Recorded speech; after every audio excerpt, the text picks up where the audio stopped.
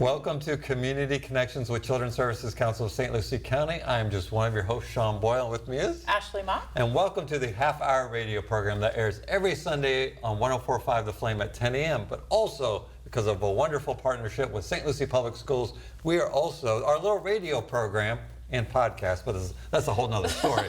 Our little radio program is a full-fledged TV show. It is multimedia. We cover all the basics.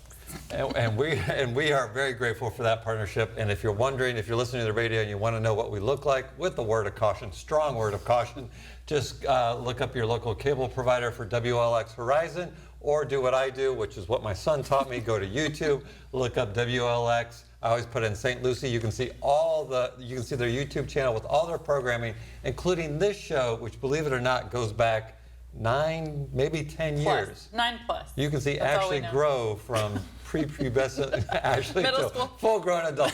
From middle school to now, that's how it works. But what we talk about on this show, besides where you can find us, we talk about resources and things that are available for children and families in our great community we call St. Lucie County. Now, we at the Children's Services Council, fairly entertaining people, but what we concentrate, what we work on is 5 priorities in our community, and those priorities are: 1, making sure every baby's a healthy baby; 2, stopping child abuse before it happens; 3, keeping kids off the street; 4, keeping them in school; and 5, keeping them off drugs, alcohol, and other risky behaviors. And when I say we work on those priorities, we fund programs, we track indicators, and we make sure that those systems of care are available to all families. And obviously this show is a great way to learn about those programs, but we have a couple different ways that you can learn more about the programs that are included in that. And Sean has many props today. I know you can't see all of them. I'm the Gallagher of this show. That's a reference. That's an older reference. I get it, but it's a reference. Sean has so many props today. One of the other ways, in addition to listening to the show or tuning in, is our family guide. So we print this family guide every year. Sean's version actually says 22-23, but we haven't updated it yet for this year, so this is the most recent version. But it has a list of every single one of the programs that we work with in the community, along with contact information for them. So if you are looking for something for your family, or you want to help share information with a neighbor or a coworker, all of that can be found here in this printed family guide. And if you have a business or a church or somewhere that these could be shared with your clients or your congregation, there's actually a quick form on our website at cscslc.org that you can fill out. One of us or somebody else on our team will actually bring them to you so that you can have them in your place of business to distribute to the community as well. We'll even do a little presentation. We'll do whatever you want. We can be entertaining, we can be dry as you want.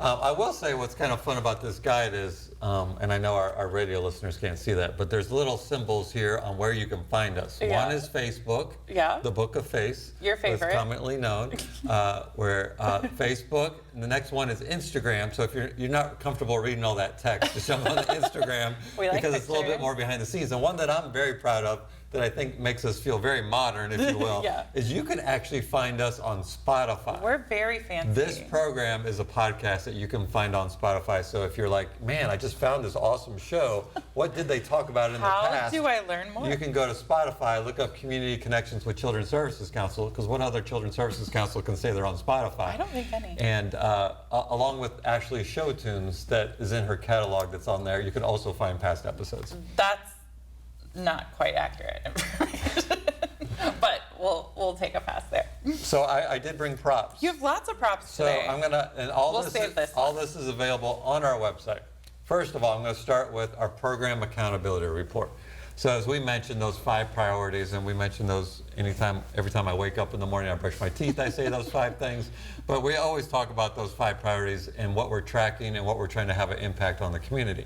Well, we do that through funding partnerships with 54 programs representing about 36 agencies. So inside this program accountability report is really, it's for the community to know, what did we do with those resources? What impact did we have? So you can go through this report program by program and see what that program was, how much it was funded by the Children's Services Council, whether or not it met its contracted goals, both children served as well as their outcomes or the impact, and it's color coded. So you can see who's green is good, yellow is getting there, red is, we got some work to do. But that is something that we publish twice a year. We call it the Program Accountability Report. because we're in the nonprofit world, we call it the PAR because we love our acronyms. But check that out. It's a great resource to kind of look at where is the Children's Services Council's resources going to. And then there's more. And then if you're like, Sean, that's a lot of pages. And I don't know if I want to read all that. It is. Give me something that rolls all that impact up at a higher level that's designed to be read in 5 minutes or less. We have that too. And is quite actually just a very attractive report. We are proud that we have released our annual impact report, and this year's title is Embracing Connections, Celebrating Our Community, because as indicated in the opening of this annual report, we do nothing by ourselves. We do it with so many partnerships with our funded programs, with the community, St. Lucie Public Schools, businesses, everybody. All the work that we do is kind of in partnership with this whole community. And inside this report, we actually go over very broad-based the outcomes, the impact on the 64,000 children that we were able to reach last year. The other thing that's included in here, and we talk about this a lot on the show, is success stories. So there's a lot of information. Obviously, we're very data-driven. That's all that this report is. But we like to talk about the successes of the people that have participated in those programs too. So in every priority area that we talk about, there's a success story included in the impact report. And some of them I think are surprising for people because it's not necessarily, I think sometimes people look at the work that's done by a nonprofit or in the community and think, I'm not ever going to need that kind of help or that kind of resource. And looking through these stories, I think it becomes very apparent that these programs are available to everyone for a reason, and that there is some way to see yourself in some of these programs. So this impact report, I think in particular, I'm really proud of, because I think it does a good job of balancing the work that we do, the success that they have, and showing how as a community it's really making a difference. And you have, when you run across people, I don't know why I just said that, but when you interact with people, there's people that want to see the numbers. I just want to see the numbers, I want to see the impact, and then there's people that want to be touched by the stories. And to your point, this has both. But I also just want to point out, it's very right? It's easy to read. 64,000 aggregately met last year. Our budget, which 90% of it went directly to programs, which is serving kids. 3% the cost of being independent district, and 7% administrative costs. But it's a very impactful report, hence the name of it. But we do encourage everybody to take a look at it. As Ashley said, it's available on our website. But if you would like a paper copy, just contact us at, I'll give our phone number. People still do call occasionally, 772-408-1100. And speaking of success, I'm going to transition here. Nice segue. Speaking of success, as Ashley mentioned, in this annual report and on our website, we have success stories. And we have a category called Keeping Kids Off the Streets, which is our after-school programs. We have a great success story of a child in a family that was impacted by the ARC of St. Lucie County. But we know that impact happens all the time. And, we don't always get a chance to follow the kids in our after-school programs that kind of grow up and go and do their thing, except for this particular guest. We did. Who was a graduate of Frontline for Kids after-school program, who did win our Outstanding Youth Scholarship. And also, fast forward 10 plus years later, we are lucky enough that this gentleman is part of the team at the Children's Services Council. We somehow wrangled him into coming to work for us. And so our guest, and I got to be honest with you folks, in the studio, we've never had a more entertaining guest prep for this show than this gentleman that's with us now. And we're proud to say and welcome John Cesar, our Community Engagement Coordinator, to the show. Oh, good morning. Thank you for having me. It's not like it's your first time. Let's just back up. He's like, oh, good morning. Like we just found him on the street and we just brought a cameras to his face. Oh, no, I got distracted watching you guys. It was a good show so far, right? Yeah. All right. Super At first, I wasn't sure who y'all were talking about until y'all looked at my direction. Man, it's always entertaining when we have guests here, but especially this one. I don't know. So, Sean, I said he was going to make you nervous. I didn't think he was going to distract you. But you, before we talk about kind of what you're working on and some of the fun things that you have coming up, tell us a little bit about your story. So you did grow up in one of our funded programs, and I think that gives you an interesting perspective on how a community cares about its kids. And I've heard you talk before, so I have a little bit of inside information, but talk a little bit about what that was like for you growing up, being in a program like Frontline, and what it did for you as an adult. Well, in my role, you know, the 5 priority areas, keeping kids off the street, it literally did help me keep me off the streets. So I came from Haiti, and at the time my mom was working like 2 jobs, so it was just my brother and my grandma, and someone told us about, after school program to get assistance, and we've attended a couple after school programs for tutoring and things of nature, and we end up, I believe we started in the summertime at Frontline, and ever since then we were there. Mr. Game took good care of us. He was a good, because I didn't have a father in the home, so he played the father figure at times, and I fell in love with basketball, and they had camps and tutoring, and so I spent a lot of time. It was school and then Frontline, and I know some nights, especially even on weekends, we would go Mr. Gaming like at 9 o'clock and then come back until 6, 7, and that just the day with him and the other kids and just the fellowship that we had. We took us to basketball tournaments, and that joy and passion of basketball stayed. And then during the week, it's school and then Frontline and then go home around 7. So it did really keep me off the streets. So I do say that experience does help, and it does matter, just having a caring adult and having someone there to provide a safe space to be. So. And that's interesting to me because, I can remember when John won I think we were sitting next to each other at the Pelican Yacht Club, and I think it was when the Education Foundation, we were officially giving you your award, and you and I were both leaving the Pelican to go play basketball at the Y, and I'm like, oh, I'll meet you there. I didn't realize you didn't start playing basketball until Frontline? No, I started playing basketball in 5th grade, but Frontline gave me the opportunity because I didn't make the team the first year, so I didn't have nowhere else to go, and at the time we didn't go to camps, we couldn't afford things like that, so Frontline did. Mr. Gaiman, at the time, they created a basketball camps and stuff like that, and had coaches and stuff, so that gave me an opportunity to play. And then the following year, I think I barely made the team. They got cut at the end, and then I finally made the team. But those extra opportunities and the experience got me ready to be able to try out again and get on the team. But yeah, that definitely helped because I had other kids to play with, and then he had coach to coach us. And there's a natural progression to this. We're not just covering John's basketball career, but anybody that knows John knows how much passionately he loves basketball, which I think is a good segue to why we invited John here. Yeah, so we are in season 4 of an initiative that you really spearheaded and kicked off.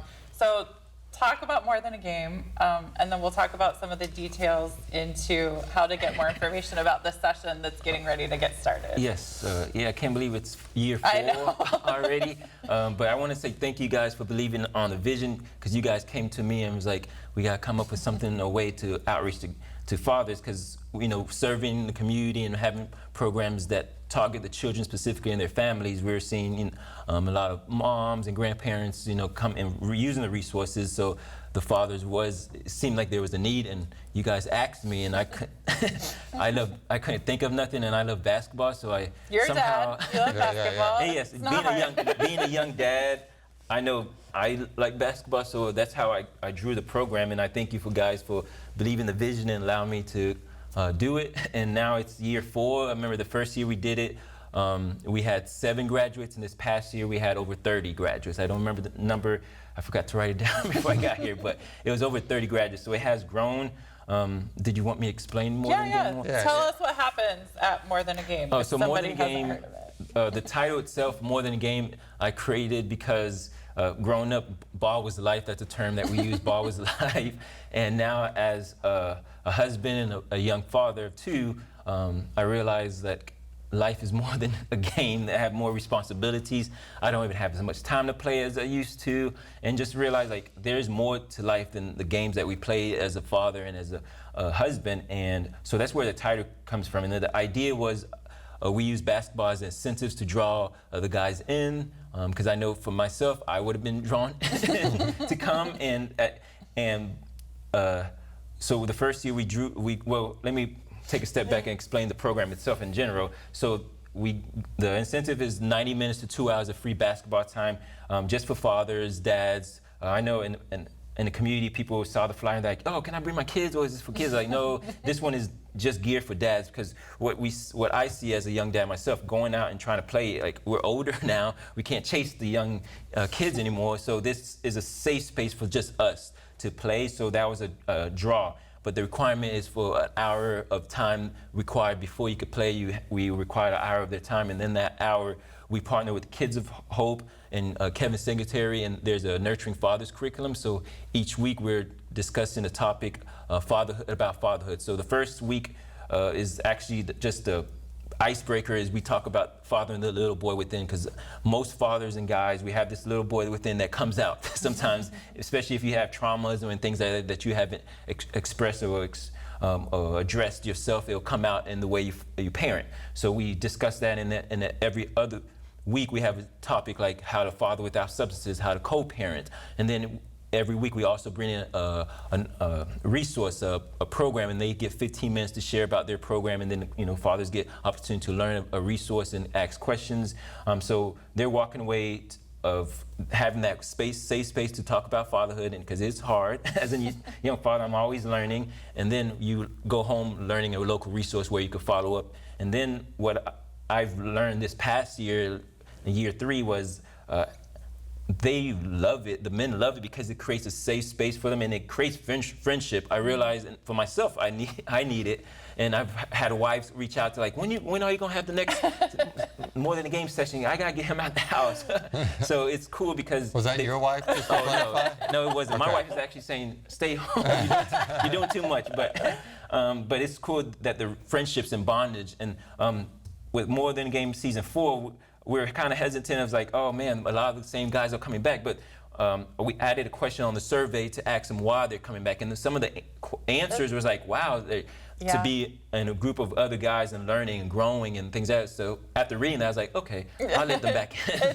It's the right move. And I do think, and I think we had, at the end of season 3, we actually invited some of the alumni, some of the guys who have been through, to come and talk to our board and just share a little bit about their experience. And I think for me, that was super impactful. It was super eye-opening, not just to see what they've learned and the resources that they're now connected to, but how they've learned from each other. I mean, I know from conversations we've had with our friend whose husband is involved, that they text each other all the time now.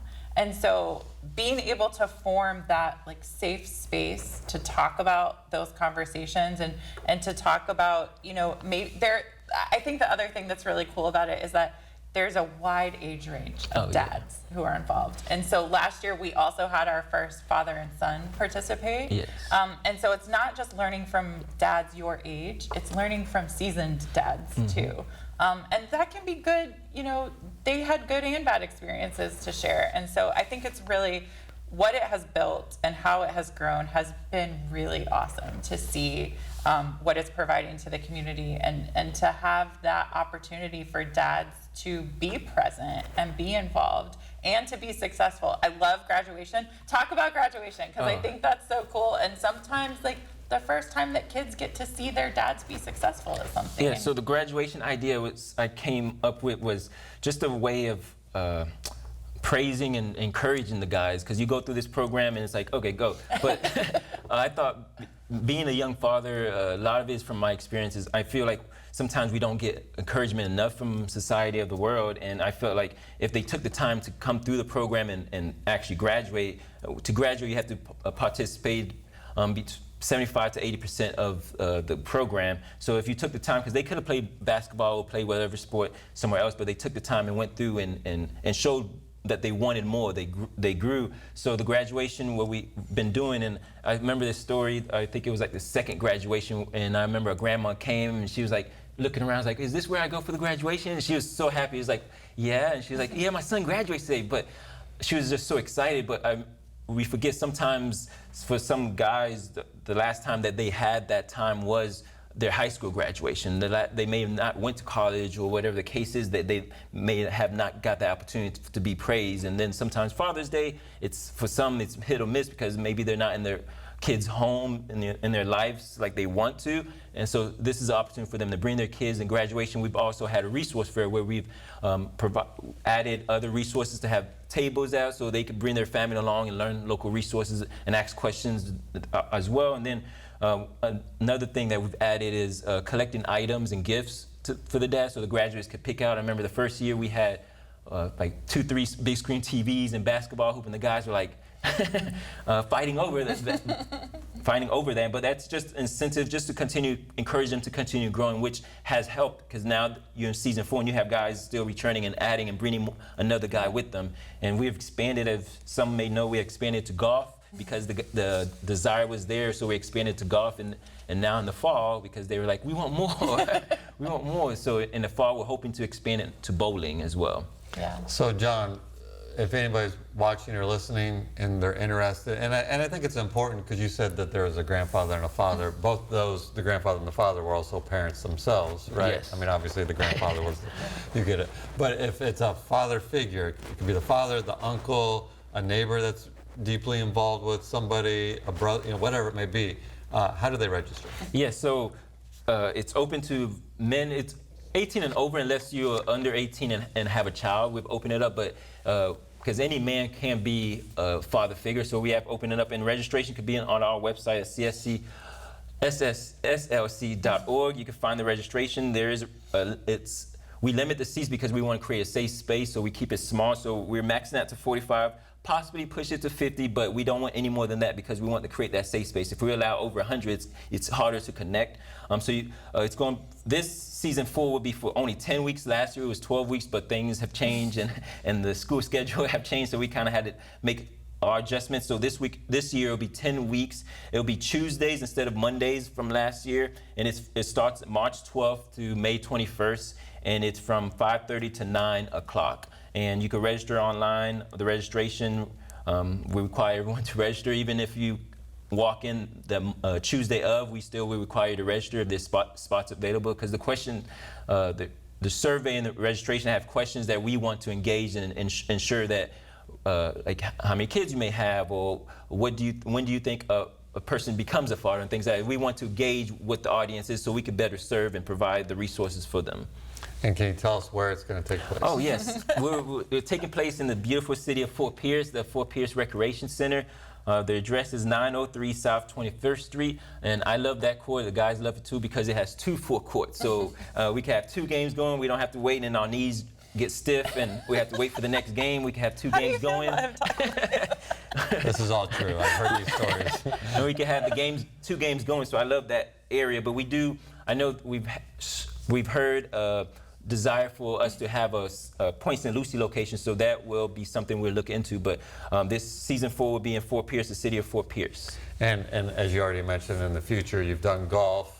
You're looking into bowling. I heard you might be exploring pickleball. Yes, I saw that exploration the other night. Yes, that's taken off.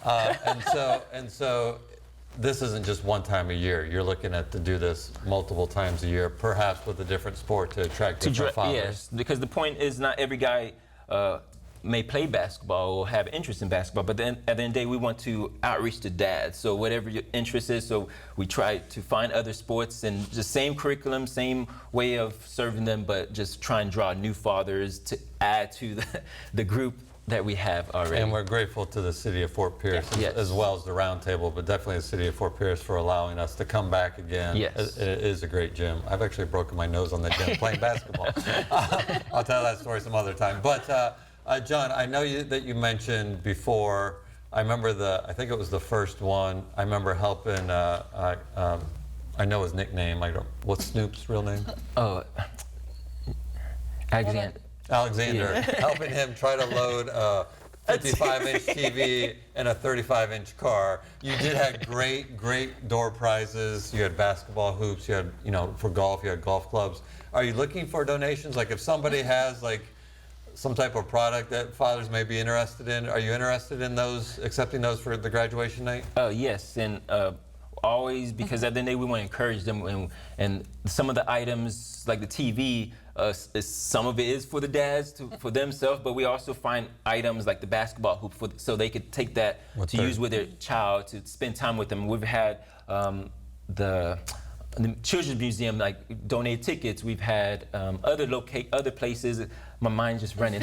Other places have donated coupons or tickets, and we take those and we give it to the Mets, for example. They give tickets to games and things like that, and allow so the fathers could take those items and use it as date nights or things like that for their family and their kids. So we try to give them opportunities to find items as well, so they could use to spend that quality time. That was one of the things that we've pushed in More Than a Game, is that quality time with the kids. Because at the end of the day, even if a father's not there in their home, they could have that quality time. Even if it's driving the kid to school, there's 10 minutes could be quality. So we try to push that and try to encourage that the best way we can.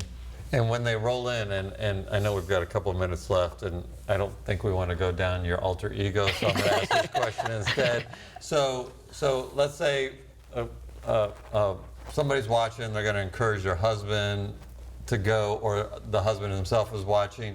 Like when they come in, like what's the atmosphere so they know what to expect? Because they get a journal, right? Oh yes, that's something we added last year, was a journal, and it's all voluntary, because at the end of the day, you can make them do stuff, but it's not genuine. And the cool thing was we give everybody a journal, but you're free to use it or not. And the guys of journal, it's been therapeutic, we've seen, and the things that they've written in their journal is like, for them, I know some have shared that they're able to release some things that's been inside. So it's a safe space. We create a safe space, so we ask for no girlfriends or wives to be, especially discussion time. And then the kids, we try to say no to the kids, but there's been times where there's no child care, so we may let the child sit in.